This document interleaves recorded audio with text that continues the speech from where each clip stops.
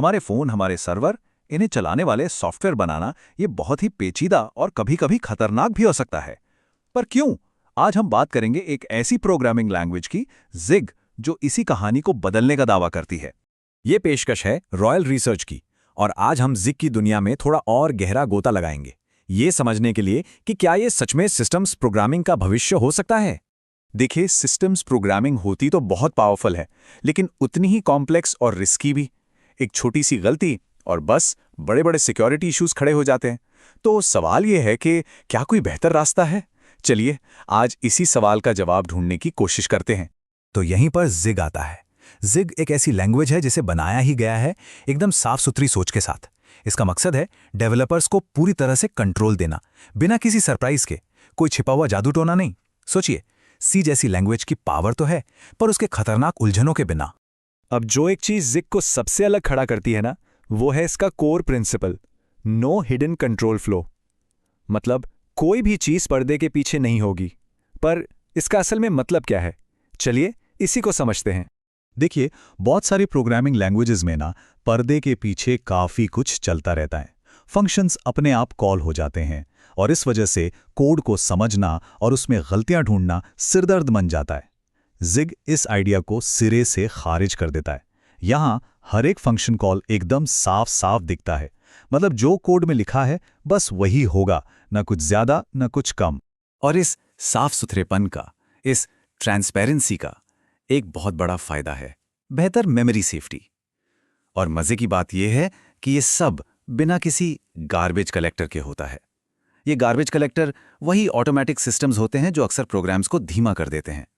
जैसे सी जैसी लैंग्वेजेस में एक आम प्रॉब्लम है एरे की बाउंड्री के बाहर चले जाना। ये एक बहुत बड़ा सिक्योरिटी रिस्क बन सकता है। लेकिन ज़िग में ऐसा नहीं हो सकता। ज़िग हर एक्सेस को चेक करता है और अगर कोई बाउंड्री से बाहर जाने की कोशिश करे तो प्रोग्राम क्रैश होने या कोई लूप होल बनाने के बजाय सेफली बंद हो जाता है। और एक और आम सिरदर्द, नल पॉइंटर एरर्स। ज़िग इसे भी खत्म कर देता है। ज़िग में किसी भी वैल्यू का इस्तेमाल करने से पहले ये चेक करना ही पड़ता है कि वो वैल्यू मौजूद है भी या नहीं। ये कोई अच्छी आदत नहीं, बल्कि लैंग्वेज का नियम है। एक तरह से ये डेवलपर्स को सेफ कोड लिखने के लिए गाइड करता है। अच्छा, अब आते हैं एरर्स पर।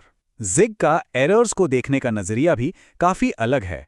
पारंपरिक एक्सेप्शंस की तरह नहीं, जो कहीं से भी अचानक आ सकते हैं। ज़िग एरर्स को भी डेटा की तरह ही ट्रीट करता है, एक ऐसा डेटा जिसे हैंडल करना जरूरी है।